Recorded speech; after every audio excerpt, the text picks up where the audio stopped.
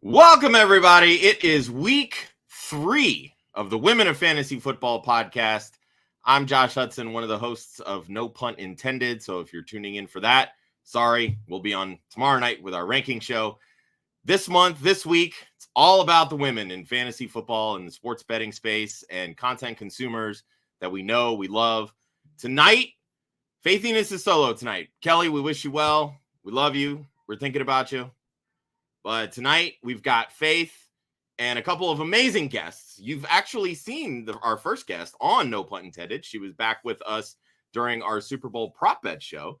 She is a betting analyst with Yahoo Sports and covers UFC. Minty Bets is our first guest, kicking off at 7 o'clock. And at 7:45 or so, we have content consumer Jen Smith, who I have the pleasure of sharing a Scott Fishbowl division with. So extremely excited for both of these interviews tonight. So let's kick it off.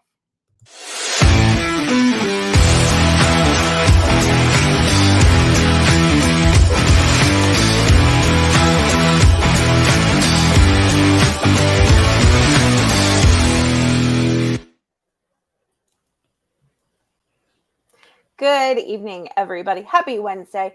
Happy week 3 of the WOFF Podcast Season 4. Like Josh said earlier, I am riding solo tonight because Kelly is chilling out, maxing, relaxing, all cool and all. I hate when Josh is backstage because then when he laughs, I laugh, and I'm doing so well. Jerk face.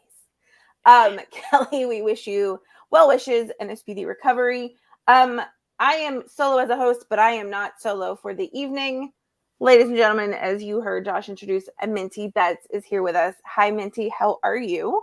I'm doing well, Faith. How are you? I am well. I'm glad to finally get you on a WOFF show. I know you've been with the boys on No Pun Intended before.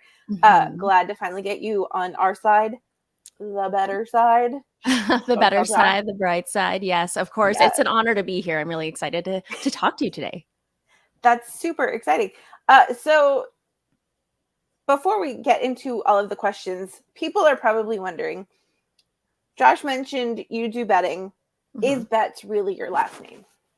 Bets is not my last name. It is a stage name. I like it. So I've been called Minty my whole life, but it's not my real name. And I obviously don't give it out for a reason. Oh, for sure. You know, because creepy. I mean, we work in a male-dominated industry, and it is very easy because my real name is actually so unique. You just type my name and my address will pop up, and I don't like that. You know, I don't blame Why does that happen? Because the internet is a creepy place, and there are creepy people on the internet. Yes, exactly. I mean, there's also great people on the internet because I've met them in person and I love them, but obviously I'm not friends with the creepy ones because that would be weird. We don't like the creepy ones. No. Creeper, no creeping. Yeah. So you obviously deal a lot with sports and sports betting. Where did your love of sports come from? Honestly, growing up, I didn't care for sports at all. I didn't love it. I didn't play it. I didn't watch it. I associated sports with my dad, who loved betting on sports. Like, I was born and raised in Vegas. He worked in casinos, so that was just the lifestyle here. So whether it was like NFL, MLB, NBA, he would sweat his bets like every night after work. But I guess my love and admiration for sports now has originated from wanting to make extra cash on the side from betting it. So now I love it because I make money from it now. But I also fell in love with the game of football and baseball and hockey. And it just makes watching sports much more fun when you have a little action on it. Okay, that depends because everybody's like, do you sports bet? I'm like, first of all, I don't understand it. It can Overs be confusing. and unders and money lines and like, okay, I've kind of gotten, like, I know that parlay generally means more than one thing happening at a time. And one relies on the other. And then the overs and unders, okay. But, like, you throw betting terms at me and I'm like, no, I'm good. You know, I taught everything myself about betting. I never asked my dad. I never asked any friends. And I just learned myself and made a ton of mistakes myself. And it can be confusing. And you know what? Bettors will purposely use these terms towards people who don't know betting just to kind of make them feel dumb sometimes. But yeah, I totally get where you're coming from. But once you learn, you're just like, you feel like a mathematician. You're like, oh, I know what that means. So See, maybe that's like my on the problem. side, I I'll hate have math. I prefer words to numbers. I don't like math. I also don't either. But, it is what it is. It is You need it. what it is. So you talked about when you were growing up, your dad was into sports betting. Is that kind of what interested you into like doing the sports betting as well? Because I know you said that you evolved into being a sports fan. So yeah. So yeah, when I turned 21, I knew that I wanted to dabble in sports betting. It was the only form of gambling that kind of appealed to me compared to like poker and slots and stuff. I thought it was cool, and I thought it was like an easier way to make money. Like it wasn't really much about luck, but there's actually research that goes into it. So yeah, that's why I gravitated more towards sports betting. That's interesting. So before you turned 21, before you could legally bet, was there anything high school Minty said, you know what, maybe I want to do this as a career? Yes. So as anybody in their late teens, early 20s. I'm very excited to see. I'm trying to I wasn't sure what I wanted to do. I had like some college education and no real passion. And back in 2019, when I started my current sports betting Twitter account, I was working 2 jobs, and one of them was cocktailing at a pool in Vegas, which if you know it, you make a lot of money, some really good money if you cocktail at a pool in Vegas. And I also owned and operated my own floral design business. So yeah, I went to school for floral design. I got a job right after school and I became a florist. I had a ton of experience. I started my own thing specializing in wedding flowers. And if I hadn't gotten into sports betting, I think that would have been my career path, because I honestly stopped because I was so burnt out working 2 jobs, but I think I would do it again. I think that's where I wanted to, I got to be part of someone's wedding and make it pretty. So, and flowers make everyone happy. So that was what I would have done if I did not get into sports betting. That's super cool and something that you don't hear about all that often. Yeah. I've always thought that it would be something fun, but then I've also thought about like somebody's wedding, and it's just like, that's a lot. That is the worst part. Is like the best and worst part are the brides, because bridezillas, the mother of the bride, they're very, very particular, and it is definitely a I don't know the word to describe it. It's very interesting and it's very intense. As fun as weddings are, it's very intense behind the scenes. So what is all right, this is a 2-parter. What is your favorite flower to work with? And what is your favorite flower just in general? My favorite flower in general is an iris, which is typically like a bright purple with a little yellow in the middle. I don't know why I like it so much. I think it just doesn't look like a typical flower, like a daisy or a rose. And my favorite flower to work with would actually be carnations. They're so hardy. They come in hundreds of colors, and people think they are cheap, and they are cheap, but people don't like them because of the stigma of that they're cheap flowers, but they are so gorgeous and they look good in everything. So just letting you know, I had a carnation that was like out of water for days and it was still just fine. So yeah. When you were a florist, what was I going to say? I get brain farts all the time too. Me like live on TV. I'm just like, so anyway, yeah, DK Metcalf, blank. Forgot what I was going to say. His first name is 2 initials. Yes. DK, which coincidentally is also like Donkey Kong. Oh, never thought of that. Yeah, it had something to do with flowers. Well. Okay.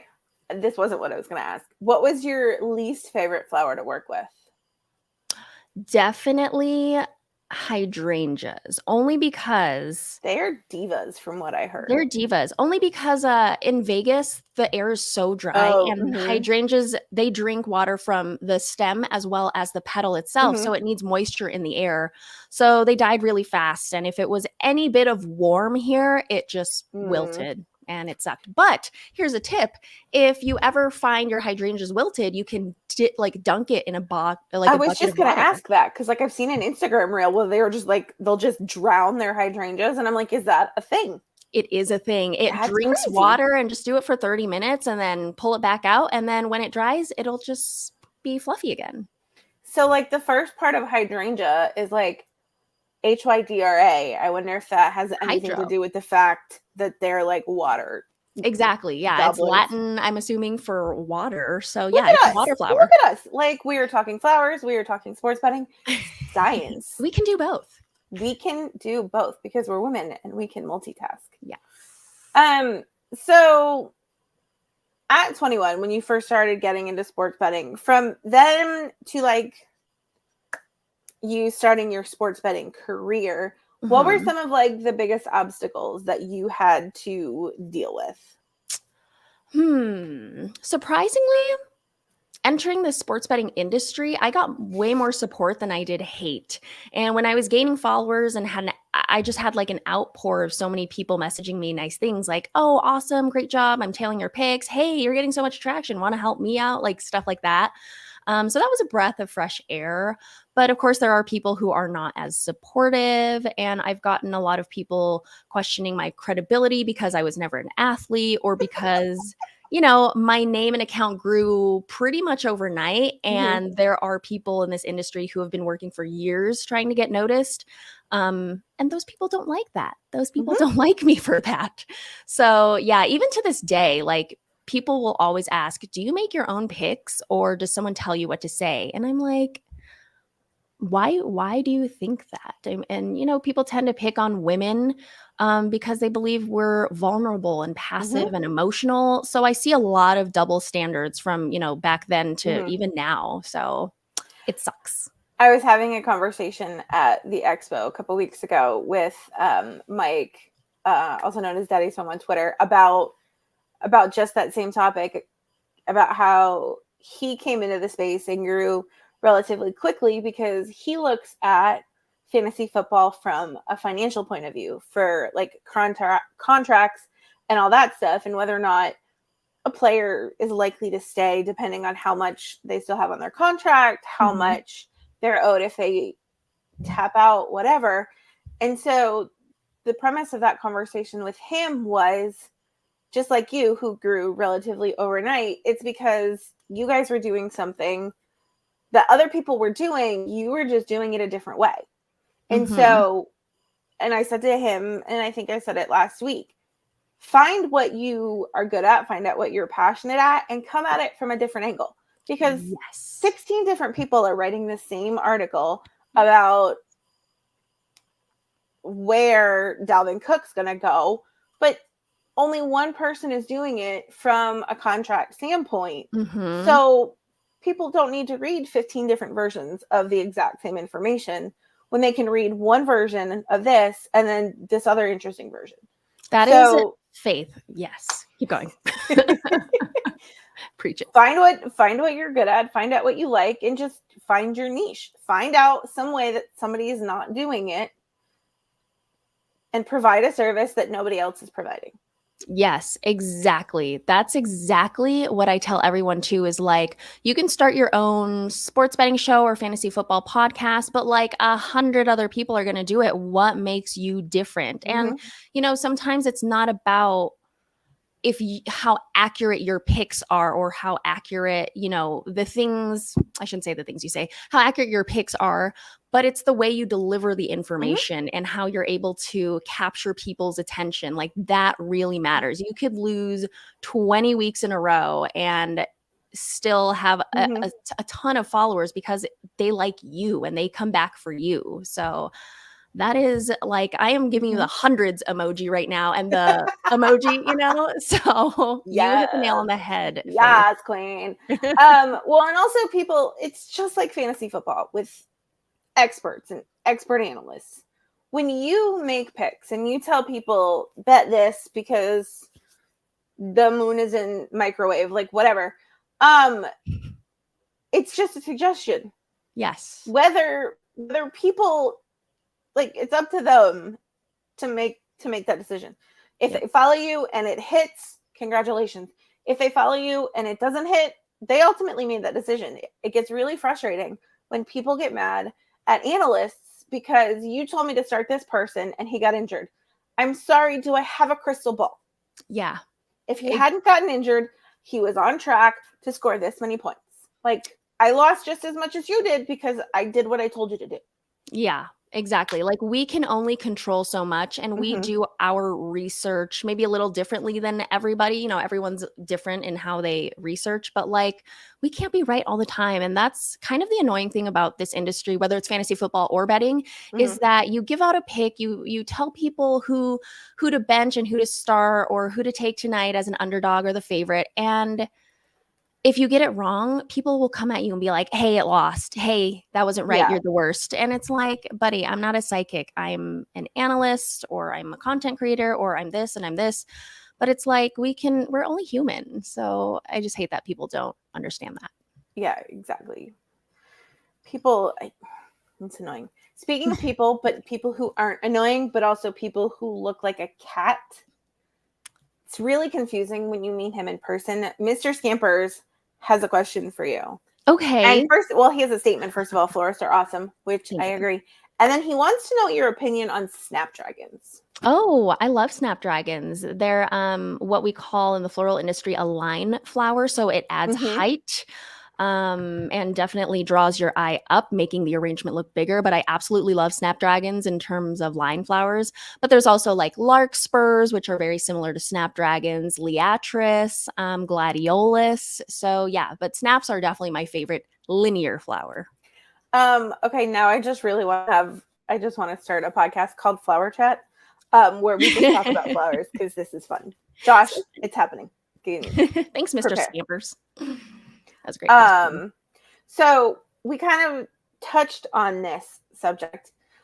So it seems like the sports betting audience, like we talked about, is full of some hateful people. It's just some hatefulness.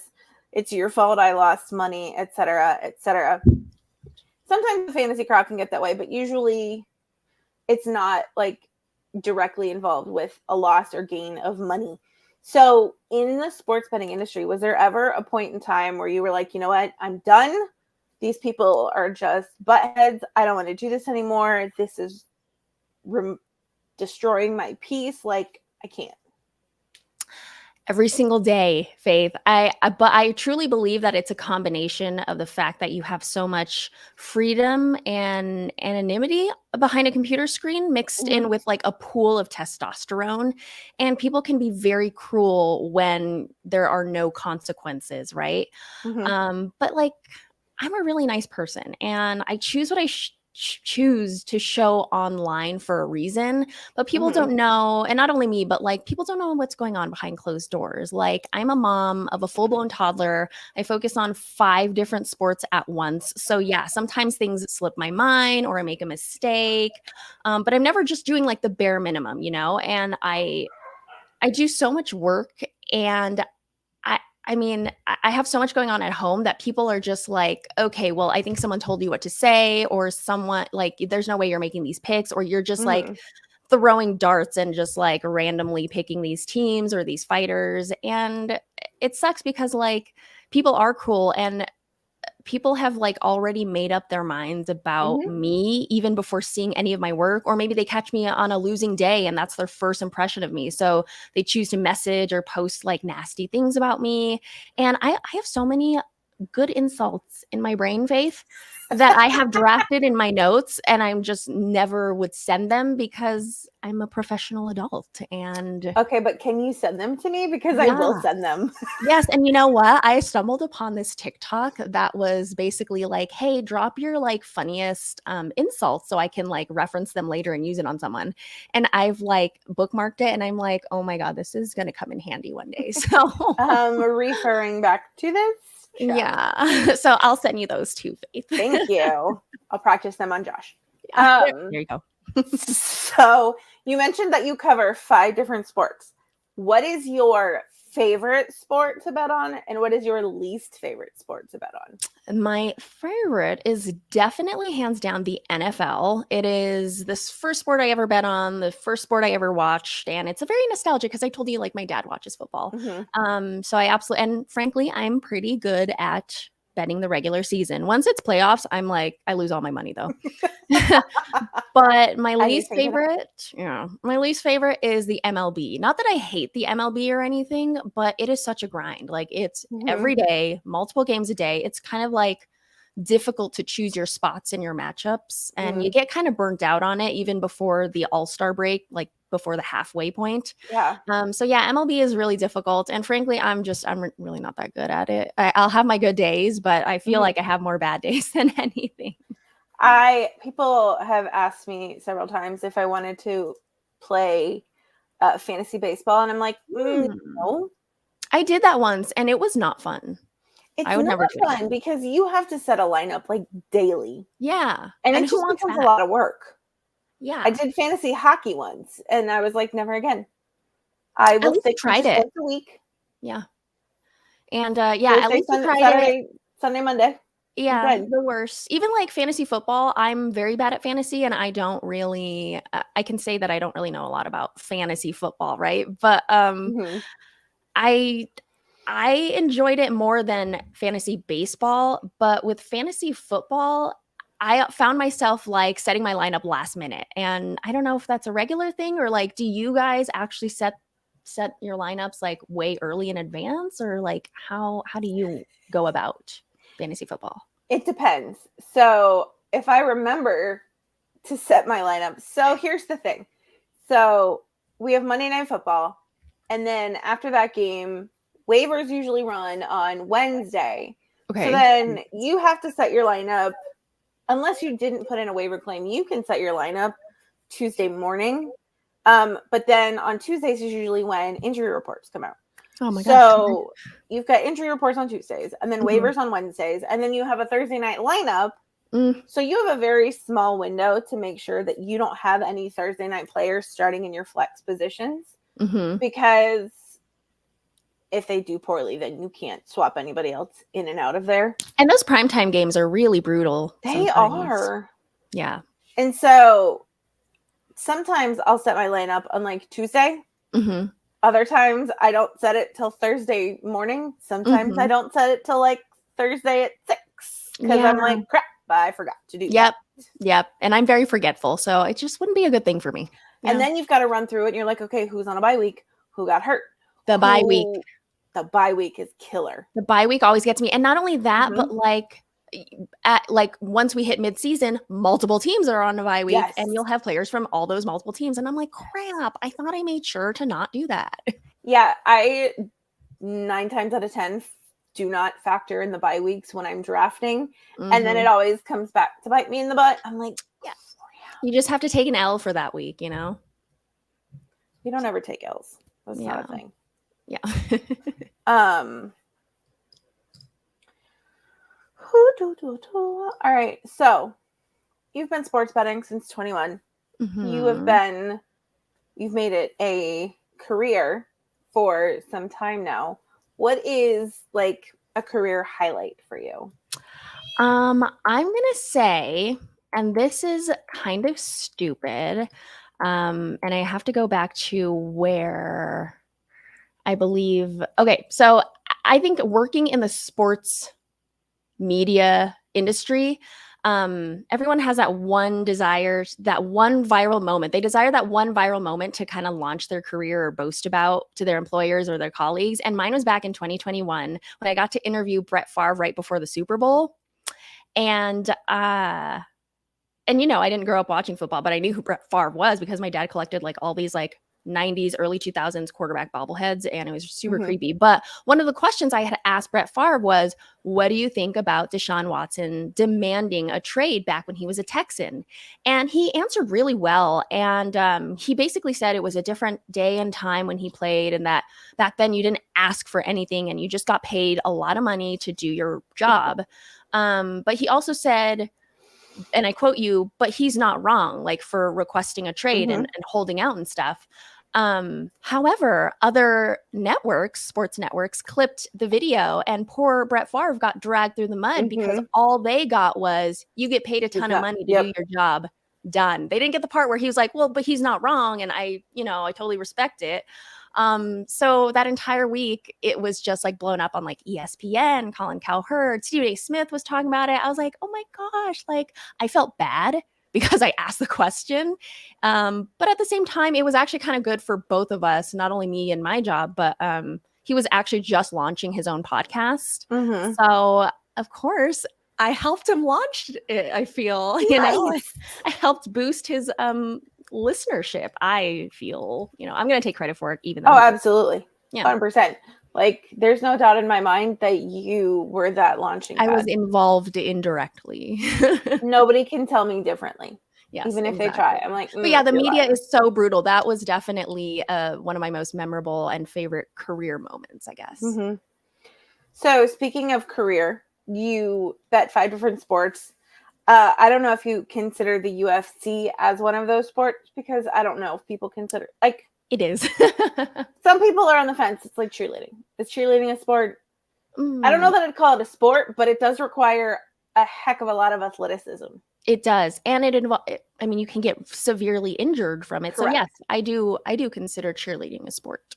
Okay.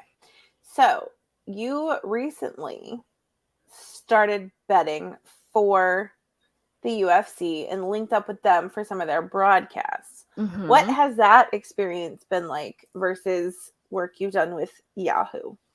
It is day and night. For Yahoo, I actually literally.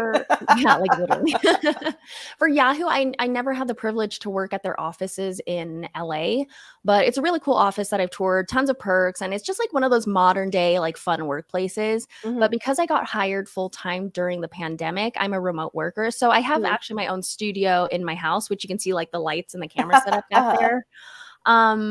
But it's honestly so chill. Like I've got a very flexible work schedule. I'm still the girl that's like in a presentable top and pajama bottoms and slippers.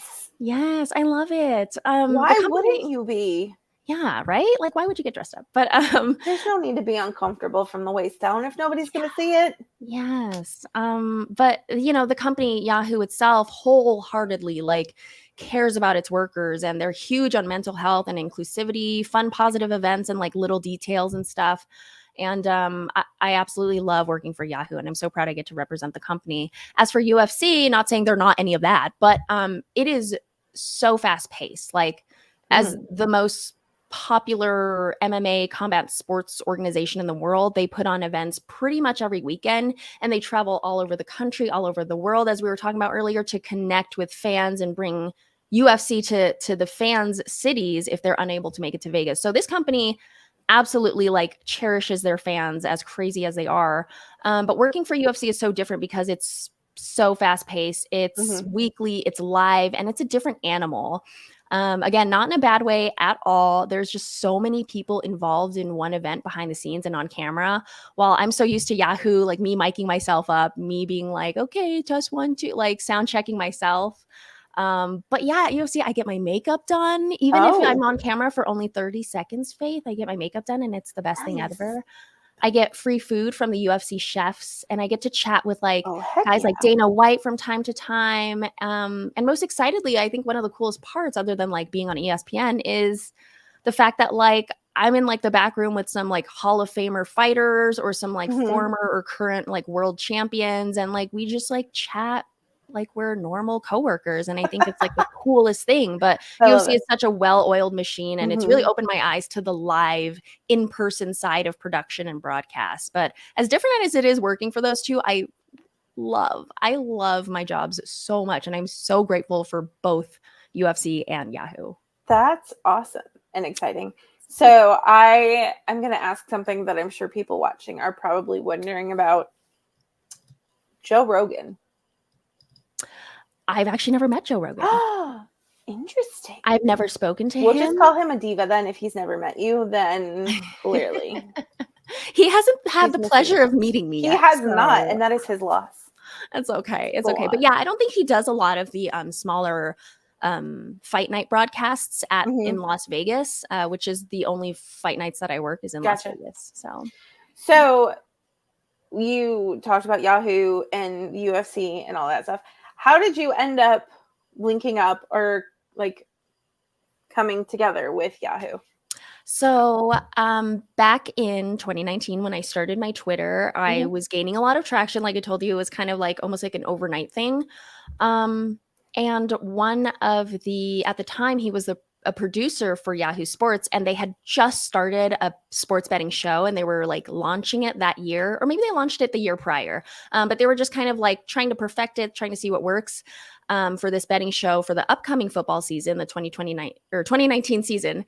And he reached out to me and he was like, hey, we'd love to have you as a guest on the show. It's just going to be like a 30-second spot and that's it. And so I went on and I was so freaking nervous. And I lost the pick. And I think I lost like 3 or 4 weeks in a row before I finally won a pick. But thank God they brought me back over and over. And so they really liked me and the higher ups really liked me. So I just stayed. I never left. Honestly, what's not to like? Yeah, what's not to like? And this kind of is Twitter now is kind of like your resume.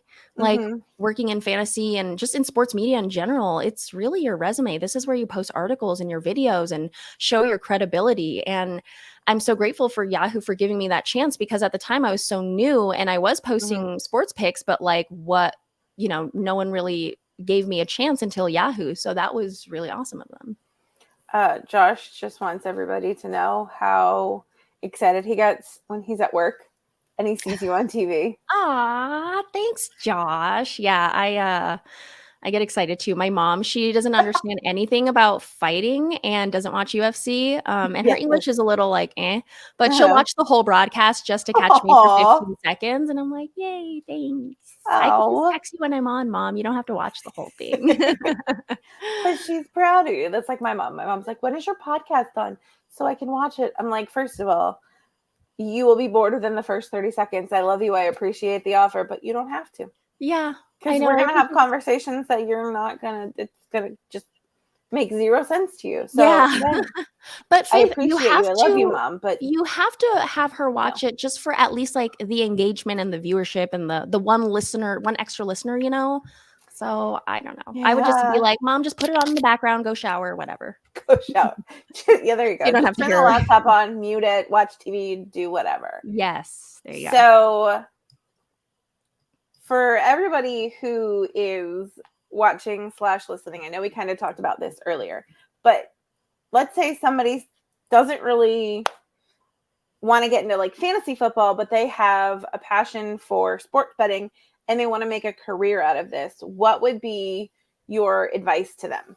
I actually get this message to me a lot, and I get a lot of young, very young, fresh out of college or still in college that are like, I want to bet on sports professionally for a living. What do I do? And I say, don't do it. It's like, you're not going to have a life if you do that. And I don't bet on sports professionally for a living. I give out picks for a living professionally. So there's a difference. Like I bet for fun.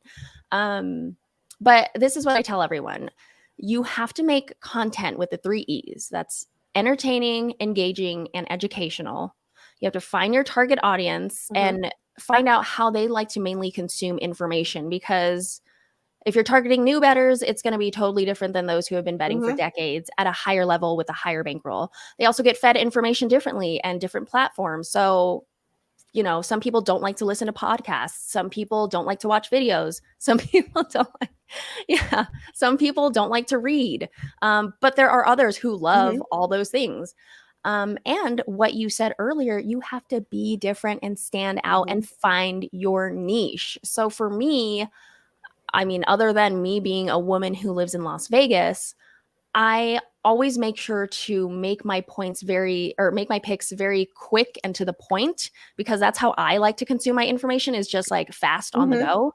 And I also want to be relatable to everyone. So I used to make all these TikToks that just made fun of me as a bettor losing my picks. But a really great example out there, I don't know if you know who Trent Attia is of Book It Sports, but he's just the funniest, most relatable guy in sports betting. And he bets on these ridiculous plays and loses big time. But he's started this community of just regular dudes and a woman just like who love to have fun and watch sports together and sweat their bets together. And that was never a thing like 5 years ago. So, I mean, first of all, I wish I had that friend group that was like that loved to do that with me. But Yeah. like his brand is like community and comedy and relatability. And that's his niche. So like if people can find their niche and figure out what they can do to stand out and be different, that's how you can make it. And again, it's about your delivery, not so much the information or the accuracy. Yeah, that's cool. You said something earlier that made me think of something that frustrates me. You said you like to make your picks quick and concise, and you just get to the point. Nothing frustrates me more when I Google a recipe for something, and like the first one I pull up is like grandma's best chicken and dumplings. But before I get to the actual recipe, there's like 1,500 words of a blog and a backstory. Like, when grandma was growing up in the holler of Tennessee, it's like, I'm sure that's great, but I don't care. I just want the recipe. I want don't the recipe. Make me get through all of this just for the recipe. Yes, that frustrates me so much. And sometimes when you click the jump to recipe link, it doesn't take you straight to the recipe. So what's the point? But not only that, something that I do get annoyed of that you actually kind of reminded me of is I like to read a lot. That's how actually I consume a lot of information, is reading a lot. And when I go to certain like articles or, pages, ad pops up. There's an ad at the bottom of the screen, ad at the top. And I'm like, there's this much that I can see on the screen. And I don't understand why you did this to me. Like, why? So very annoying. Josh is a bartender and gets the same thing when he Googles drink recipes. Well, here's the problem, Josh. You should already know how to make these drinks. That's right. Can you make a banana cow, Josh? Do you know what that is? Because I don't, but I remember reading the bartending pour card book, and I saw banana cow, and I don't think I've ever heard anyone order that before. I'm gonna drive to St. now and order a banana cow and see how many bartenders know how long it takes Josh to Google it and get that recipe get Josh. If it takes too long, then he Googled. Oh, I will sit there watching him. So I will know he Googled. or maybe copy and paste is faster than him actually typing out. So maybe if it's quicker, he Googled it. I don't know. Or he just Googled it now, so he's ready. If he was smart. He's ready. Are you smart, Josh? Are you that smart? All right.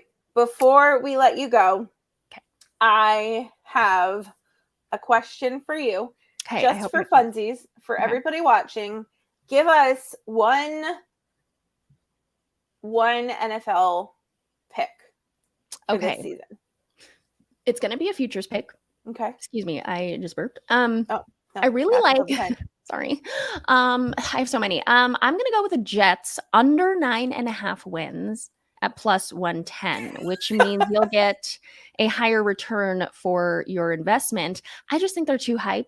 I mean, there's too much hype around them. They've got a really difficult schedule. Maybe they'll do better towards the later half of the season, but they're in such a competitive division. And Aaron Rodgers, I mean, great quarterback, honestly, but it's going to take some time to gel with the team and gel with the new coaching. And so I'm just not buying it. Not saying they won't get to 9 wins, but I don't think they'll get over 9 wins. And that's my favorite bet. Okay, so I understood under 9.5, meaning they'll get fewer than 9.5 wins. Which, how can you bet 9.5 when you don't win or lose half a game? Okay, so the half is actually kind of like a little wiggle room for sports books. So let's just say the total was set at 9, right? And they get exactly 9 wins. That means everyone gets their money back, like those who bet over or under, depending on the book. So the half kind of helps them, because if I had bet the under 9.5 and they went to 10 wins, I would lose. But if they had gone to 9, I would win, right? But for the books, that half really, really helps them, because it prevents a push, basically, is what I'm trying to say. Long story short. Interesting. Yeah. Look at us learning something today. And I had one last question, but Mr. Scampers has one last question for you as well. Okay. He wants to know, what types of sports and bets are you most comfortable with, and what do you just do for giggles? Okay, in order, let's say NFL, UFC, NHL, Formula One, MLB, Those are the ones that I'm most comfortable with in that order. And then for giggles, college basketball and college football. Like I'll never ever talk about college basketball or college football, but I do watch it and it is so much fun to watch. But there are way too many teams, too many conferences to keep up with. So I choose to just bet on those for fun. And I'll do like a 5-leg parlay in college football like every week and see if I hit one. Haven't hit one yet, but just donating money basically. But yeah, those are the two. Somebody somewhere appreciates it. Yeah. So I'll have to hit one before I die. So yeah, I'm sure. The odds are in your favor. Yeah, there we go. I hope anyway. I hope so too. Minty, thank you so much for joining us. This was delightful and fun.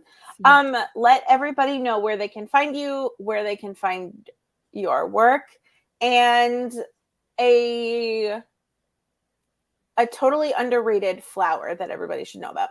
Ooh, okay. So you guys can find me on Twitter and TikTok and Instagram at Minty Bets. Instagram, I get a little more personal. It's like daily like mishaps of me.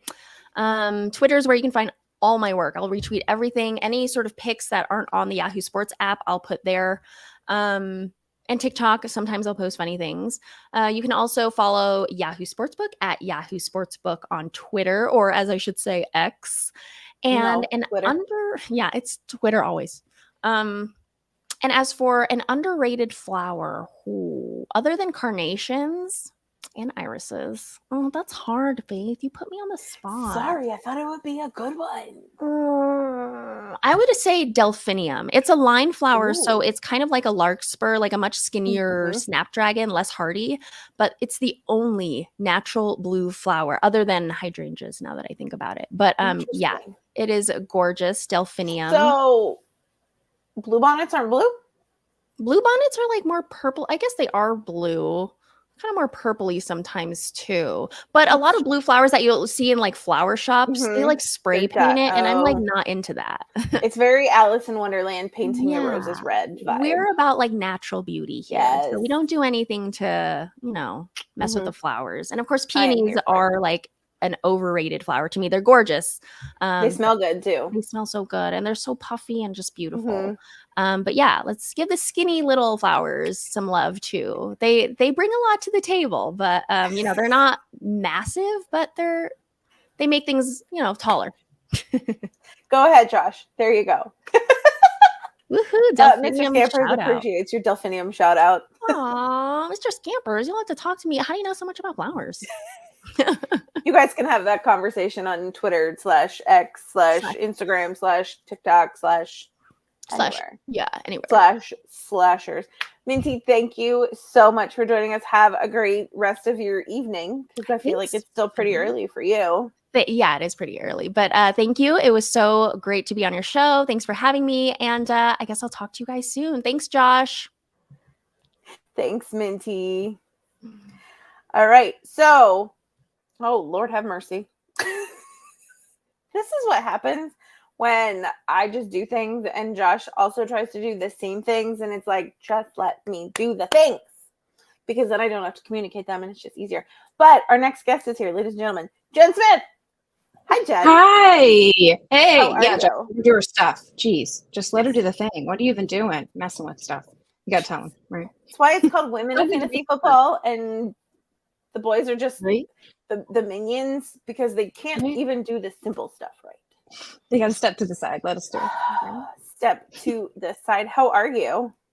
I'm doing great. I'm really, really excited. I don't think you and I have been like on a pod and like had direct contact. We've been in some leagues together and like talked on Twitter. It is Twitter, by the way. It is. I'm not it saying will forever be Twitter. Not doing it. Whatever you. I don't care what you. So tell this me, is Elon, exciting. Yes, I'm so glad we get to finally talk and get to know each other a little bit. So this is fun. Thank you so much for inviting me on and having me. So I'm just stoked to be on here. Yeah, certainly, of course. So before I get to the questions on the show sheet that you talked about, Josh mentioned earlier that he is in a Scott Fishbowl division with you. For those of you who don't, they are both in the Central Perk division of Scott Fishbowl. I know that Josh is a huge Friends fan. He just had a birthday and I gave him a photo book, and the cover of the book, it just says the one where Josh turned 40 in like that was you. He sent me a photo of that. What a great gift. That was so thoughtful. He loved it. Yay. I love it. tried. Yeah, Friends is So, lifelong. I need to know, what Mhm. is your favorite Friends episode? Oh, no. Okay. You know what, Josh? You can be thinking, because I may ask you the same question. Actually, I will ask you the same question, Josh. You can just put it in the chat. What's the Thanksgiving episode where Ross and Monica end up on the ground outside, both holding Where they're the playing football? football? Yeah, is it the one where they're playing football? There's so many of them. See, I'm looking bad as a Friends fan. I don't know all the names. I promise I know the names. The one with all the football. So the one is that with yours, Josh, or are you just helping Jen out here?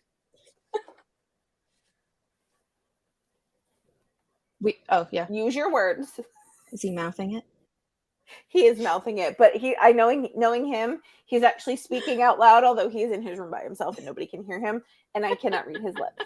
I know you listen. I can't. So I think one of my favorite Friends episodes, I don't know the name of it, but it's the one where Phoebe and Rachel go running in Central Park. I love that. I thought you were going to go for the one where Phoebe was trying to seduce Chandler. The one where they know that you know that we know that you know. Yeah, they don't know that we know that they know that. Yeah. Or my other favorite one is where Phoebe is talking about her grandmother's chocolate chip cookie recipe. And Monica's trying to read Nestle Tollhouse. Nestle Toulouse. She's like, Josh's is the one with Phoebe's uterus. Oh, okay. Mm-hmm. Okay.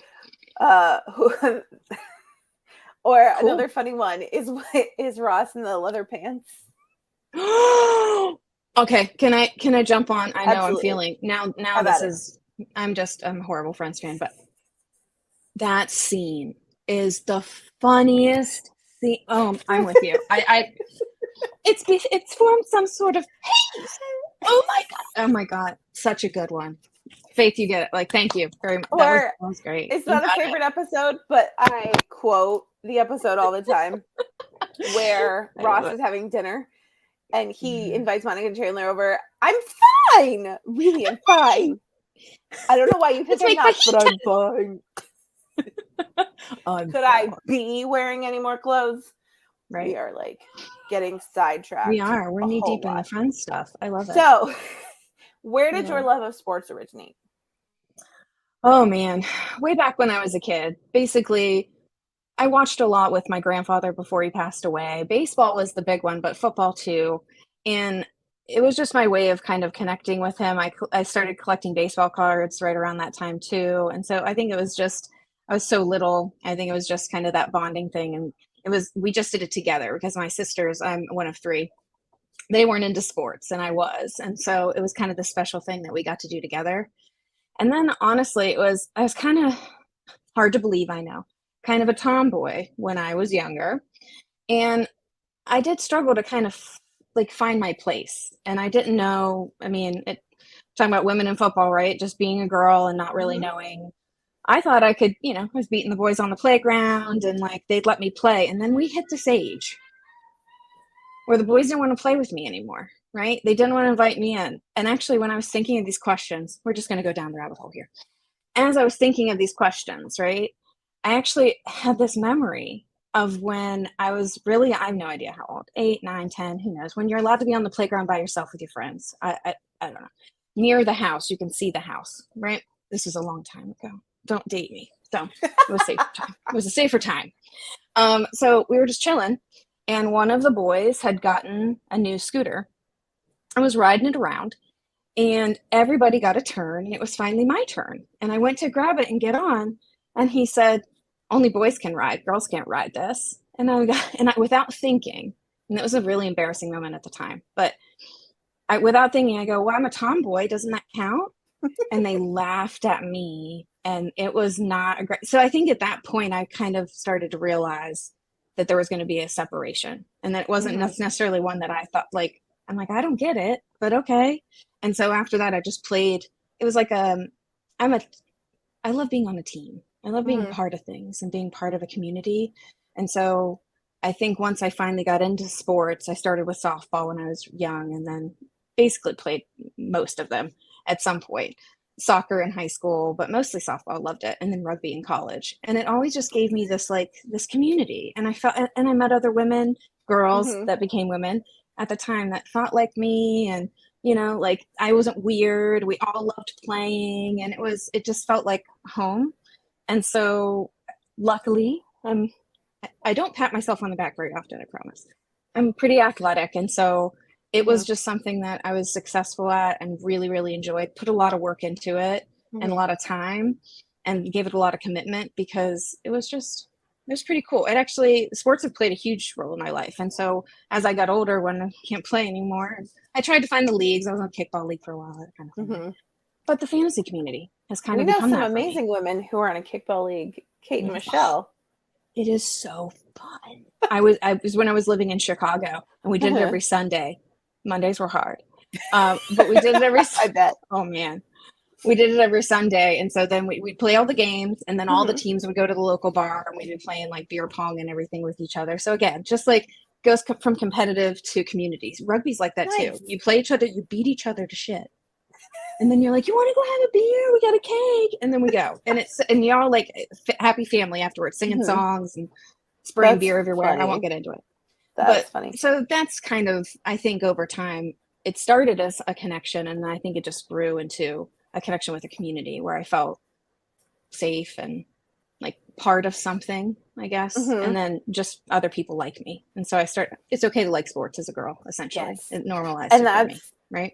And that was part of a driving force behind starting Women of Fantasy Football, is that we wanted women to know that they have a place here as well, that Yeah, they do. it's been a boys club for the longest time, but that needs a little bit of flavor. Right? We look at things differently. We have a different approach to things. Yes. There's a spot for women in, like Minty was talking about, in sports betting or in fantasy content. It doesn't just need to be a boys club anymore, because as I like to say, it's not about what's between your legs, but what's between your ears. Your knowledge is your knowledge, no matter what. I agree. So Joel says hi. Hey, Joel. Another one of our... I love the chat. The chat's always fire. These people are amazing. So hi, everybody in the chat. You guys are great. We guys are and girls. calling... I say guys collectively. Excuse yes, me. I just it's a general term, not as a gender. I know, but term. as soon as I said it and I'm on the show, I'm like, oh my God, I just did that. It's okay. I say guys and gals. It's fine. Yeah, me too. Okay, we're okay. Internally, I don't know if I told Josh this, but I'm calling the Central Park division an unofficial club fantasy / women of fantasy football division, because the only two dudes in Central Park are Josh, who co-founded Women of Fantasy Football with me, and Joel, who is part of the club fantasy team, and then 10 women. Yeah. So we're just owning it. We're claiming it. So welcome to the family. Thank you. And then Mike 25 wants to know Christian McCaffrey or Austin Eckler. Who would you take in a PPR? CMC. I actually have him in Scott Fishbowl. Nice. Yeah. So it's a CMC year for me. Hoping he stays healthy. Who are you? Who are you? CMC or you Eckler? No, I am on team. Oh, just kidding. I was ill-informed. Josh says there are 4 males. 8 women. Oh, there's 8. Okay. One in Mexico and one in the UK. The other 2 men. Well, they don't know it yet, right. But it's all coming back to me. They just joined Team WOFF. They're with us. I should hope they support women. You can't rescind the invitation. Correct. So, well, also they're in a league with 8 women. If they don't support you, then let me know. I'll tell Scott, and Scott will make sure they don't have a place. Did you hear all that? Faith's gonna come after you. You be good. Yep. So I am firmly team never CMC. I do not trust him. After the last couple years, I just can't do it. Also, Austin Eckler's a cool dude. He is. The show with him and Liz. I mean, he's a pretty cool cat. You can't really go wrong. No. I feel like between the two of them. And if But Liz yeah, I have to approves, leave. then clearly he's a cool dude. So we love Liz around these parts. She was our Oh, first yeah. ever Women of Fantasy Football guest, actually, in 2021. Aw, No, I 2020. love Liz. She's 2020. great. Yes. Yeah. I actually got to meet her finally at our Scott Fishbowl live draft. I flew out to LA this year. I got to meet her. I got to meet Julia Papworth for the first time. Whole bunch of women. It was super does that exciting. mean you went to the trophy? I did. I went to Trophy Smack headquarters. Thank you. Trophy Smack. Yeah, the headquarters. You were there? Was it just so amazing? I'm so jealous. Mm-hmm. It looks so much cool. fun. They are. Oh my God. So I got to hang out there Friday basically all day because my flight got in at like 11. So I hung out there a good portion of the day Friday before the event, helped them kind of get set up a little bit, and then hung out there a little bit Monday before my flight left. And they are such a fun team. They have a lot of fun. The Matt Walsh that you see on Twitter is the Matt Walsh that you meet in person, whether he's at the expo or he's just walking into the office. That is Matt Walsh. He's one of my all-time favorite people to be around because he's always just so high energy and just happy. Even when he realizes on Monday morning that he forgot his son's goldfish that he brought in on Saturday for the Scott Fishbowl tournament. Oh, it's yeah. Scampers is right. Scampers was also in my live draft. That Walsh is there it is. Draft, but we love him. We do. And my co-host Kelly, actually, who would normally be here with me, she's actually the VP of marketing at Trophy Smack. So I was staying with her when I went to Cali. That's why I got to hang out there. So she's in a fun place, and they are a fun team. A handful of them came out to the expo, and it was fun just seeing them again and hanging out with them. And Trophy Smack HQ is a fun place to be. It's a life goal, right? To get out there and hang out and do a live draft. It's got to be like next level. I'm over here in OK, Ohio, right? Oh yeah. I mean, I did not mean to represent. I just like the sweatshirt and was in it. Now I'm like, oh my gosh, they think I'm like, there is a Scott Fishbowl under here. Okay. And then this looked like I was trying to flash everybody. Okay. All right. I'm just going to keep my clothes on, but I'm over here but we can, right? We can say we have the expo. So that's nice. That's good. Yeah. But yeah, it's an okay state. It's okay. An okay state, even though it's an OH state. Mm-hmm. Don't say it. Don't say, oh wait, I'm resisting. I'm not gonna say it. No. Did you say it? Is that you? Give me 1 second. She okay?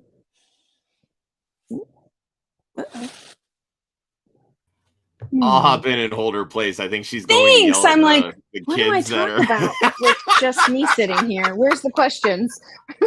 Like, look at the chat. My face said it all. I'm like horrified. I'm like, what do I do? Or, usually if she needs me, like she'll just tag me in instead of just being like, I'm just going to leave the guest. Okay.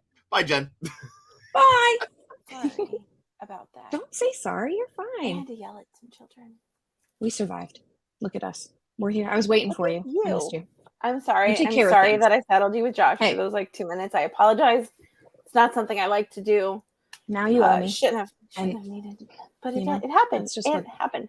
So you gotta handle it. What people may not know is we have you on here now as a content consumer. What people may not know is that before you were a content consumer, and then after you were a content consumer, you were a content creator.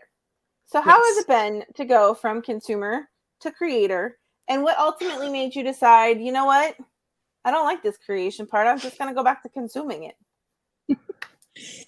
Well, the consuming part was always the first part. Fell in love with it. My friend invited me in 2012 to my first fantasy football team. Didn't even know. I'm like, what? I watched football my whole life. Loved it. How I didn't know that existed, I don't know. It's hard to even remember a time where this wasn't huge, but so FF now with Matthew Berry and Stefania. Love That's her. Where I started. So that was my consumption. I mean, every Sunday was FF now from 11 until kickoff. And I was setting my lineups the whole time, listening to him in the background, making sure I didn't miss anything. Right. And then I I got on Twitter, which I wasn't before. And I just started interacting with people around football. Twitter and is fantasy everybody's football. fantasy football. Right. Tweeting at away. them and, answering the FF Now questions, a little bit, just dabbling. And in one of those threads, TFA, the Fantasy Authority, Kevin Steele, was there. And we just we were talking football first. And he invited me on and said, have you ever thought about writing? And I hadn't even thought about playing fantasy football, right? So, and I loved it. I played for a few years that time. I think this was like 2015 now. So I got a little bit under my belt, right? And I'm like, who would be interested in what I have to say? And he's like, lots of people, I think, right? And he's like, just give it a go. So we talked on the phone. He kind of not talked me into it, but I had a lot of reservations. I didn't know a lot of women or see a lot of women writing content and even interacting. I mean, Stefania was like one of the only females that I really I didn't interact with her, but that I knew of, and she was one of the main she was one of the ones that represented that I could even do that and like be a part of this. Like I didn't even know what role women had. Again, I was like back in that where do I fit? Like where do I fit? And Kevin's like, just give it a try. I mean, if you like writing and you like football, throw them together and see what happens. Scary shit, right? But I thought, what could I lose, right? I mean, you could get you could get trolls and you could get people, but I just thought I'd swing and give it a shot. And so I wrote my first article, and it was so fun. It was just so fun to put it out and then have people talking to you about it and not be mean and like value your opinion, which I was very surprised by. I did think that it's a boys club. I did think that people would be like, who the fuck is this girl, right? Are we allowed to curse on here? I didn't even ask you. Sorry. So good. No. Okay. How about it? We are a safe space. Yeah. I jumped in and people were great. And that was probably the most important part of me staying a content creator, was just the community once I was in there and how supportive they were over at the Fantasy Authority. And we had this really small team at the time. And it was family. And I think that's why it was like 6 of us putting out as much content as we could and just churning it out and like just relying on one another. And it went on like that for a while. I really loved it. And actually right in the beginning, I wrote a few articles, got a little under my belt. And then I wrote this article about, and I was just talking to Rachel and Tootsie. I was talking to Rachel about this when her article came out, that one of my early articles, I wrote about women in fantasy football and made fun. It was kind of like a tongue in cheek. Oh, you guys think we can't play. We just look at players and think who's hot and we put them on our team and this, that. So I was kind of like making fun of it. And I was so scared to put it out because I was basically calling out everybody. Like, why don't we have room here, right? Maybe some women do pick based on how hot the guys are, and other people pick because they know what the hell's going on. Why does it matter? Don't you do that, men? Right? Like, don't. Right? Yeah. You wear the same socks all week, right? For your team. But that makes sense, right? But somehow women just can't grasp this, right? Yeah. So I wrote that and I just held my breath.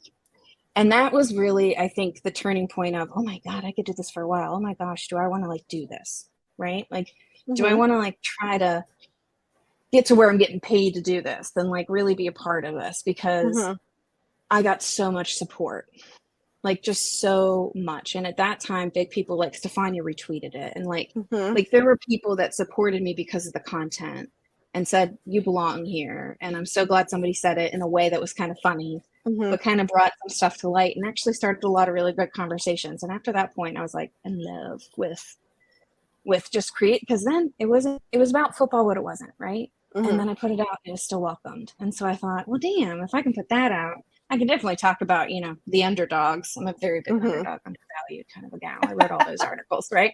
Find the waiver wire guy. Those were kind of my things. Under, like, who's going under the radar? So that was always my stuff.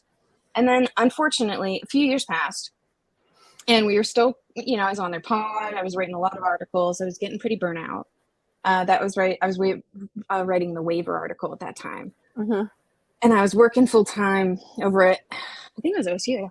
I was working full time, so that was really heavy. And then I remember staying up until like 3 a.m., 4 a.m. on Monday night after Monday Night Football, so I could include those guys. Writing this waiver wire article, because I don't know about you, Faith, I'm a perfectionist. That's the other problem. And so, and I also have this pull, and I don't know if you do too, but this pull, like, at least at the time, but no, I'm lying. I still feel it. this idea that I have to back my stuff up, that I have to, when I write something, I better make sure they know why I wrote that. I can't just write something and it's my opinion. At least that's how it felt to me. Like I felt like I had to sell everybody on every point I was making. And so I did. You can imagine how much that was. Mm-hmm. But I got the green light because it was a waiver wire article and I could just write whatever I wanted. So it was pretty long, pretty extensive, and I burnt myself out pretty good. But actually what really pulled me out and had me take a step back was more personal stuff. And I don't mind talking about it. But the first, initially, I was going through a divorce. Mm-hmm. And so I was just a mess. I'm just going to be honest with you. Right. And I didn't want to half-ass it. Right. Like all of them over there were supportive. You can just do this. You don't do the whole thing. But I just had to take a step back almost completely because I just couldn't handle it all at once. And I came back about a year later and wrote a little bit more. And then, unfortunately, I have chronic pain now, and that started. And so that, again, it's kind of like when I do something, whether it's a positive or a negative, I throw myself into it 150%, and I get really passionate about it. And I just didn't want to do it half-ass. I just didn't want to like halvesy do stuff. Even though I probably could have still put out things, it just took up so much like rent in my mind that every day I think it's hard to explain because it's like always there, and yet you have to sort of do your day too. And so I just didn't have enough. I felt I didn't have enough to be helpful to people, essentially. So I just stopped. Oh, I feel that. I have two statements to that. Actually, first is a question and then two statements. Do you have a favorite NFL team? Steelers. The Steelers. Okay. So you are a Steelers fan. It's your favorite team. I am a Patriots fan. It is my favorite team. I write one article per year for Club Fantasy. It's our Look Inside series. If you ever decide that you want to write one article a year, we will give you the Steelers. I'm making these decisions for Josh. You can come on board and just write one article a year. You have plenty of heads up notice, and it's just for fun. Again, I should say that. I usually only write one article a year. I wrote like 3 this year, and I don't even know who I am because all of them included numbers. That's just not me. Even Josh was surprised when I was like, hey, there's an article in there. He's like, I'm sorry, what? I was like, you heard me. I did it. So you've already beat that for the year. You got that invitation is open. Oh yeah, I'm good. Unless I just decide to feel fancy and write an artitle randomly, which could still happen, but I doubt it. It strikes. I have exceeded my quota for the year. I'm good. You also contributed. Okay. I did thrice, and that is enough. You made a statement earlier, which absolutely bothers me. Not the statement that you made, but the fact that it is a thing. You made a statement about how whenever you do something, you feel the need to back it up with X, Y, Z. And like, hardcore. As women, we feel like because we're in this male-dominated industry, we have to prove our point. We have to give 15 different statistics as to why we think this and why it should be and why it's this instead of this. Whereas 90% of the time, dudes don't.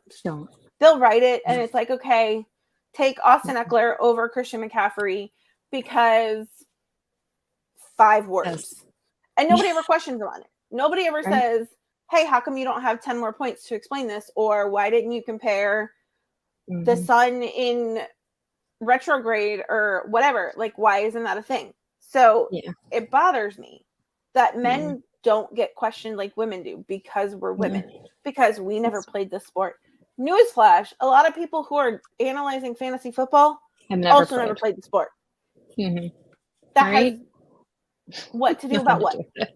Right. So stop making that a thing, people. Right? We're playing a game inside of a game. Come on now. Exactly. Like, just it's let everybody football. play. It's okay. Right? Mr. Scampers wants to know, how do you feel about your Scott Fishbowl team? And what position were you drafting out of? Let's start there. I was drafting out of 10. Okay. And I feel... Okay, here's something about me. Even though I should be used to this, Superflex just completely eludes me. I don't know what I can't. I don't know when I'm supposed to pick the first one. I don't know when I'm supposed to pick in the second first round. I always miss the runs. Generally. But actually, so what happens is, because I am who I am, I go conservative, right? And I just grab them, right? So if I don't grab them right in the beginning, it's because I'm trying to do something different. And I think this is going to show. I'm like, what was I have CMC. I have Derrick Henry. Those are my two picks. I'm trying to remember my QBs. Dak Prescott. Okay. Oh my God. This is how many teams I've drafted, everybody, that I have no idea. While you're looking that up, I had a brief panic attack because I drafted Trey Lance later on, and I just learned that Trey Lance, what's his face, was named this. Yeah, exactly. Was named Sam Darnold. The backup. Sam Darnold was named the backup, and I was like, "Did I take Trey Lance as my second QB? I did. Did not. you go check? I did. I 100% did. My QB2, ladies and gentlemen, the quarterback from Carolina, Baker Mayfield. Gotta love it. My QB1 is, who did I get? Oh, Joe Burrow. Oh, good. I feel better that you didn't know either. You had to think about it. Okay, good. Yeah. Joe's he's gonna come back. He's gonna be great. This should be great. I made the playoffs last year. I made the semifinals last year. I don't know how I'll do this year. I'm proud of you. That's great. Oh, that's awesome. After you show us or you share your team, Josh also wants to make sure that you share your team name, because I did hear that everybody in the Central Park division has friends themed team names. My team name is Pivot. That's my team name, and it's like that. Pivot. Oh my God! Shut up! Getting off of this, right? I should have picked that episode. See, they all come back, and I'm like, same episode. I made a mistake. Oh, yeah. I was thinking about football, and now I just had to say football. There's so many good ones. It's really hard. Too many. Zach said in the chat earlier, it's a trick question because you just can't pick one. You can't. I found my team. We have discovered it. Okay, let's go. So I have CMC and Derrick Henry were my first two. My QB1 is Dak Prescott. My QB2 is Goff. Okay. Not exciting, but here's the kicker. My QB3 is Derek Carr because people let him fall too far. I was really proud of myself. You'd be proud. I was really trying. I did not go like right at the beginning. I didn't grab my quarterbacks. I went 2 running backs, which is like, what? Who is this woman? Okay. Joel was probably not happy for you. Joel is a staunch supporter of zero RB. But he was probably like, you know what, more wide receivers for me. I'm here for it. So much sniping. Right? So much, right? But then later on, people were letting Carr just drop. And so it was one of those situations where I'm like, fuck, I took Goff too early. Okay. I should have waited. Damn it. Because there's Carr still sitting there, which I would have been honestly fine with him as just my QB2. Yeah. And so, but I just couldn't pass it up because the value. And so I passed up, I can't even remember who it was at the time, obviously, but I hope that was a good move because they always say go for the value, and it just kept dropping. And I'm like, I'm going to go for it. And I think I'm double checking right now. Yep. I took Kamara as well. He dropped really far and I grabbed him too. So they were letting, because of in that time, we didn't know how many games he was suspended. And so I took a shot and grabbed him too. So whether those things will pan out or not, or we should have gone another way and got an extra RB or wide receiver. Yeah, we'll see, right? But I feel okay about the core. Yeah. I feel really good that neither one of my top running backs are hurt yet.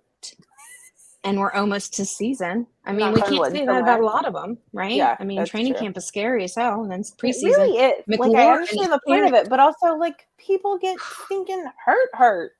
Yeah, they get, like, real life hurt. And it's like, people, like, you feel bad sometimes because you're like, well, there goes my starting quarterback in my fantasy team. But then you have to stop and go, okay, my fake football team will be changed, but, like, his actual real life is affected by that. And I think people don't think about that. Well, you've heard those stories, right? People DMing these athletes and like, you lost me the tournament because you didn't catch that ball. That's not even you should have knelt at the one instead of concern is their fantasy team and not the player. right? people I think that's people when you are really know Mm-hmm. they skewed Yeah. a bit. They've lost the point. They've gone too 100%. far into the fantasy, let's say, Yes. and have lost touch with reality. And that we're just playing a little game. It's just a little game. Let's take a As breath. Mariah Let's said, actually it's just a sweet, sweet fantasy. sweet fantasy, right? A little Mariah Carey there. That brings up, like, because I was thinking earlier of how it feels different, consumer versus content creator. Mm-hmm. And I was thinking about it, like, how is it different? Like, how do I consume different, or how do I feel different in the community? And part of it is I take it less seriously as a content consumer, because as a content creator, I feel that pressure, right, to sell my points, to always know my stats, to, if I'm going to start somebody, to even like put 3 sentences saying why I'm saying that, right? And then I thought about this other part of it too, is my teams. Like when I'm in Scott Fishbowl, or when I'm in drafting with somebody, I felt like how I performed in those, how I drafted, how my team performed, right? It all reflected on my knowledge and my integrity almost as a content creator. Everything I put out was for them. And now as a content consumer, most of my tweets are about me, or about like things that I see and want to retweet, and like, so it's very rarely like pick this guy or this is my favorite dude. And I don't take it as seriously. It's a lot easier when my team doesn't do well to just be like, it's Scott Fishbowl. There's millions of us. I know that's not true, but there's tons of us. What are the chances that I'm going to make it if I can just do a little bit, have some fun in the community? That's the point, right? But I noticed that. Yeah. I just take it a lot less seriously. 100%. So a lot of people probably don't know this about you, but you are a mental health professional. And last week I talked to my friend Lindsay, who is a staff reporter for the Vikings. I love her. She's also big into mental health. And honestly, I think we all should be, for different reasons, for whatever is important to you and why it's important to you.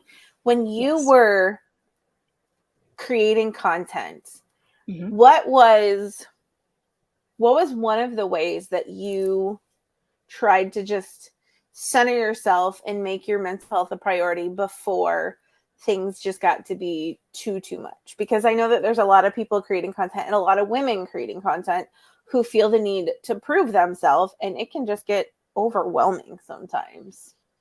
It really can. I think that's a good question.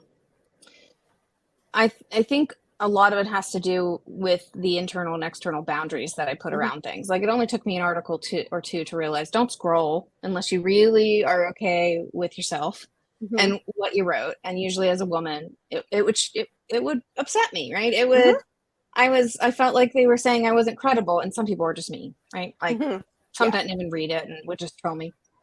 And so I think I was very liberal with blocking, with muting people, and I kept my community to just at the time it was a lot of men just that supported me, and a lot of that. And so I just kind of, basically, the company that I kept, I made sure that I was safe within respect within the people that I was interacting with, and gave myself permission. If somebody even said something to somebody else, if I just didn't like the vibe, I just decided I didn't want to see it anymore. And so I blocked them a lot. I think outside of it, as you can hear, I stayed up till 4 a.m. So I don't know if I was the greatest with boundaries outside of it, as far as like, don't burn out, Jen. Right. But I honestly feel like that was probably, just thinking about it, that probably was the biggest thing, because it reminded me that even the trolls, right, like, that I had a place, and that they wanted me there, and that there was plenty of other people that did too. And I had to remind myself a lot, actually. But then more women started coming, and it has just blown up. And so the more that happened, the more comfortable I felt, and the more I kind of went outside of that, kind of, interacted in the community, started like asking people, hey, start questions, ask me, right? Like, I found myself opening up a little bit more because I felt less scared that I was going to be rejected, essentially. And so, and now it's a little bit disconnected, but just to say this, now with my pain, the biggest thing that's helped me is just focusing on the things I can do. And that's why I said yes to this pod. That's why I'm trying to figure out, thank you for offering. I've had a few sites that are just like, you can write whatever. Do you want to like just dabble again? Do you want to do that? Josh, was like, what do you think? And so I'm excited again about that. And so I think for a long time, because I felt like I couldn't commit and I'd flake because my pain would flare up and I just felt like I couldn't give what I needed to. I think that piece has actually helped me just accept the reality of where I am, which is, not always the greatest. I have some hard days, but then I can do more than I was telling myself. I was just telling myself all the things I couldn't do. Hi, Kelly. Hi, Kelly. We miss you. So glad you're here in one way or another. So glad. That's, right now, I think the biggest thing for me right now with my mental health. I'm trying to focus on what I can do. I love that. And I love that you said stop scrolling, because that's essentially what Lindsay said last week don't read the comments, because somebody somewhere is going to say something stupid and that's all you're going to focus on. She said, does my manager approve? Does my family approve? And if it's find the people that matter, and then if they approve, then that's all that you focus on, because nobody else matters. And create the content you want to. Yep. Too. Exactly. Right? Write the article you want to write. Who cares who cares if you don't have stats to back it up? Who cares? Correct. How many hot takes do we see everywhere? And I'm like, where the hell did you get that? If I said that, I would have like 18 million things on my thread telling me I'm an idiot, right? So just create what you want to. There will be an audience for it. There will be support around it. There'll be haters, but there'll always be haters. And sometimes not have anything to do with you, anything to do with what you wrote, nothing. They just want to troll. And I've had people just target me just because I'm a woman. Because on Reddit, I quote my mom, hurting people hurt others. And some people, and then also misery loves company. Some people just aren't happy in their lives. And so they're going to do whatever they can to make sure you're not happy too. Don't give them your happiness. It's not theirs. They don't have any sort of ownership over it. Don't give it away unless somebody's going to reciprocate that.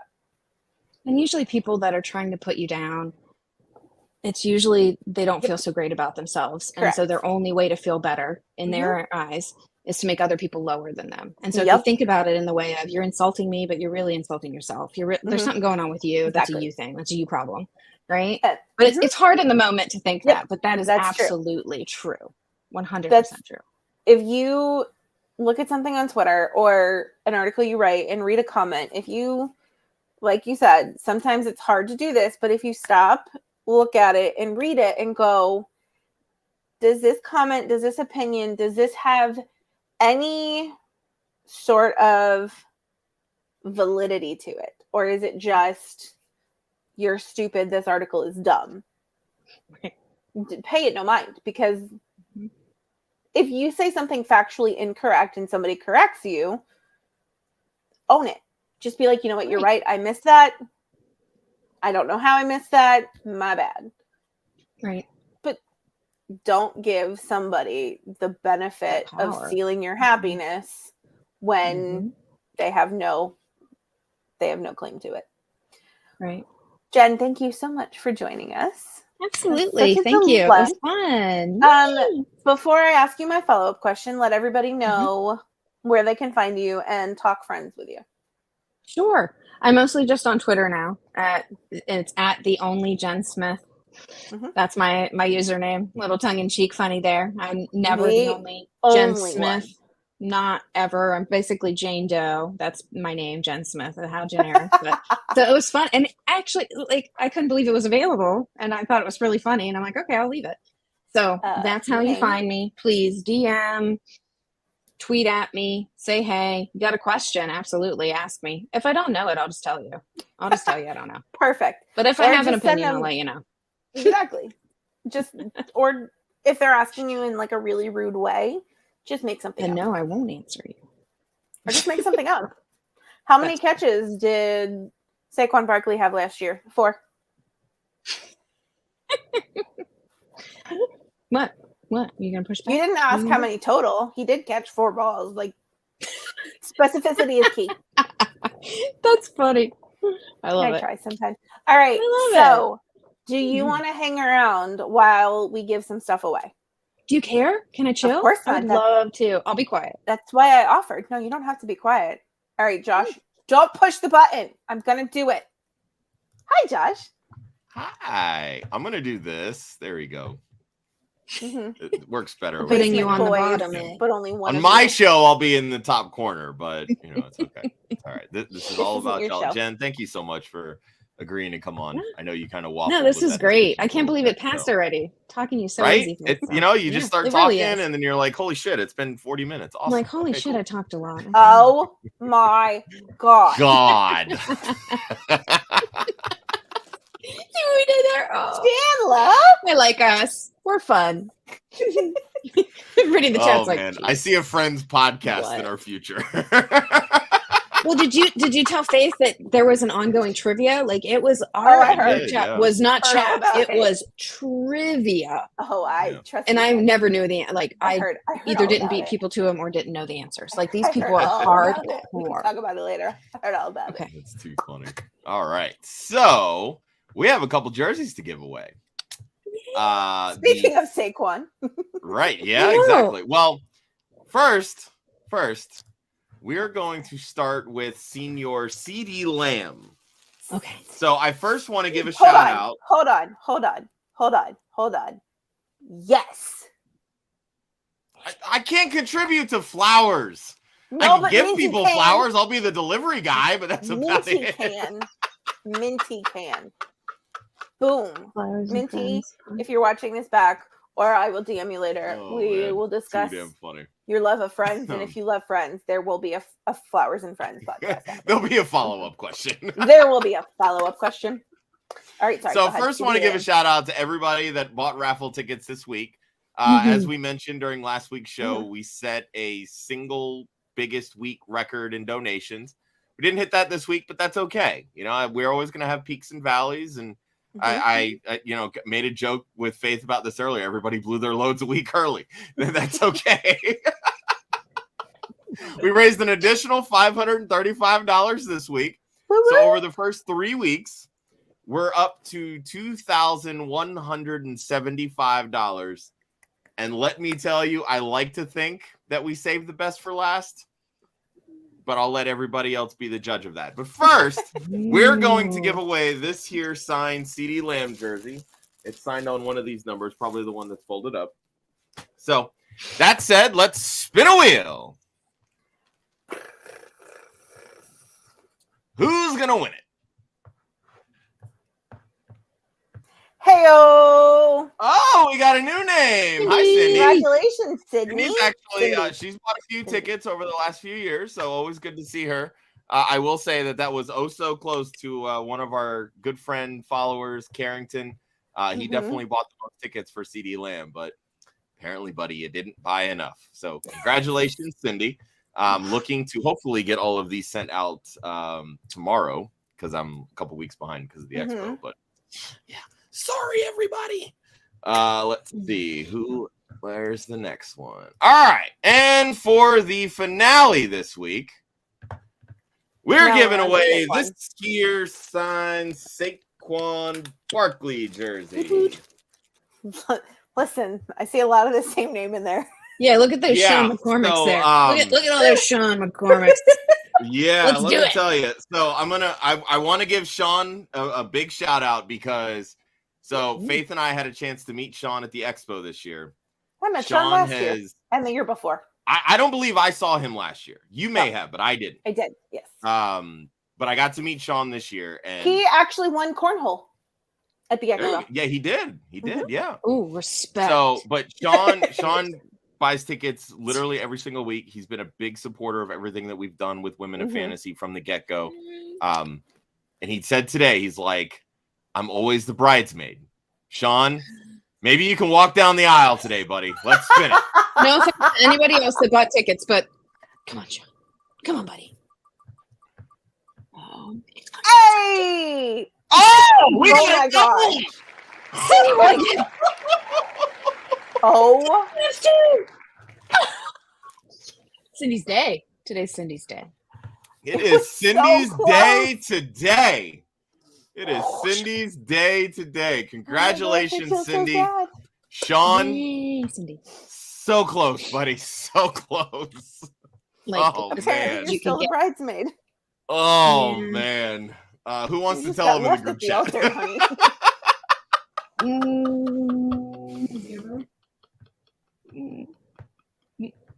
That's a herder. But you know what? Congratulations to Cindy. I've got not one, but 2 jerseys coming your way. And as Wendy points out, saves me some postage. So. That's what I was laughing at. I've got the chat over here, and I just started giggling. And as Angie points out, Cindy, go buy some lotto tickets. Yeah, today is your day. Go do it. Seriously. That is awesome. All right, I will bounce out of here. Faith, you can feel free to close out the show. And actually, wait, before we do that, I want to point out really quick. Hold on. This week's raffles, which are currently live on womenoffantasyfootball.com. We'll be posting the graphics and stuff here on Twitter shortly after the show. Mm-hmm. But as I mentioned, I like to think that I saved the best for last. So head over to womenoffantasyfootball.com. Come on already and tell us. You have the chance to get your hands on a signed Aaron Donald Rams jersey. Shout out Ooh. IDP players out there. And Ooh. a signed Jalen Hurts jersey. Can I just tell you that I can guarantee you that I speak for Joshua when I say it will physically pain him to put this in an envelope and mail it. As an Eagles fan, he will likely cry. You're not allowed to put I your told name in. people that I got a Jalen Hurts jersey for this year's raffle, and they said, how bad do you want to keep that yourself? You're a masochist. I said, I'm sweating just holding it because I want to keep this so bad. You could have. You So, could have never told any of us. But now You we know know. what? I could have, sure? but I Yeah, always, yeah. here's the thing, You should. and this is what I always try to do with these raffles, because I know how finicky people can be, and obviously we want to, Mm-hmm. we're doing this for Galvanize and our scholarship fund and Yes. helping women and everything, but I also know that sometimes people just need a little incentive. Mhm. There's not a lot of incentive to say, hey, bid on this Clyde Edwards-Helaire jersey, Mhm. right? Like, you got to get the people that play, Hey, you got to get the players would've that people like. Wanted no. Maybe 3 years ago, right? Maybe 3 years ago. That's okay. It's okay. So I always try to put some effort into who I decide which jerseys I'm going to get. Mm-hmm. And the last couple of years, I said, you know what? I got to make sure I have at least one quarterback, especially like Sure. a really good one. Like a couple of years ago, we had Lamar Jackson. We've had Josh Allen a couple times. And this year, it was Jalen Hurts. And I said, you know what? MVP runner-up, Super Bowl runner-up. I think there's some love for Jalen Hurts this year. But This season, the amount of tickets we I'm sell a Steelers will tell fan, me. so I'm just. But Yeah. Philly's gonna, I think, do well. I think they're gonna do okay. I hope so, but I also know there are a lot of Rams fans, and Aaron Donald being one of the GOAT He's just- defensive There's players. a lot of Rams fans. There's a lot of IDP fans. There's a lot of So people who live in I think we'll California. get some of those like, IDP yeah. players out of the woodwork for this one. So I met With a that lot being of said- people that are Rams fans. Shout out SFB LA. This is your week. Hello, There let's you go. go. yeah, that SFBLA live draft chat that maybe you're a part of, Faith, just drop that in there and just be Drop like, that in there. Matt Walsh. go, baby, go. You live in California. Before Josh dips out, I want to make people aware of something.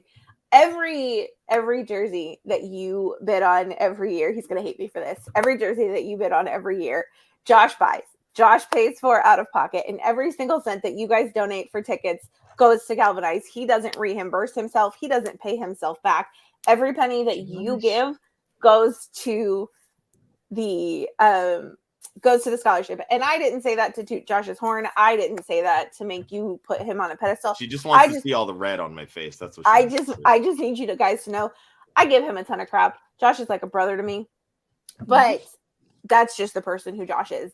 Women of Fantasy Football, first of all, wouldn't be what it is without him, and it wouldn't be half of what it is now without his constant support and continual support. And Josh is one of the loudest voices cheering and championing women in fantasy football. And I just want to say thank you. for who you are and for all that you do for us. Okay, I'm Thanks, leaving now Josh. before I start. He's gonna go cry. Okay, just leave him. Right? Let him go. Go have your moment. It's okay. Emotions are okay. Yes, he is, Wendy. Yes, agreed with Wendy. Oh man! All right, take it away, guys. You kicking me out too, Faith? No, of course not. Well, I will, kind of, sort of. Eventually. For week 3 of the WOFF Podcast Season 4, I am Faith. You can find me at ff_leap-of-faith. That is Jen at the only Jen Smith on Twitter because, like she said, she is the one and only. She is unique. Make sure that you are following Women of Fantasy Football at women_FF on Twitter, on Instagram, and now on YouTube. We are no longer riding the coattails of Club Fantasy. We are our own entity. Yes, it is about time. So make sure that you are following on all 3 of those. You will find all of our newest content. You will find Kelly's podcast, Who's Your Caddy, Golf DFS. You will find her story when it comes back from its summer vacation. And you will just find news about any upcoming shows, any raffles, any sort of anything. So come find us, say hi. Don't say hi if you're feeling shy. You do you, boo. We don't discriminate. But thank you for watching. Thank you for joining us. We will see you next week when we close out season 4 of the WOFF Podcast with some fantastic women. Josh, you know what to do. See you next week. Bye.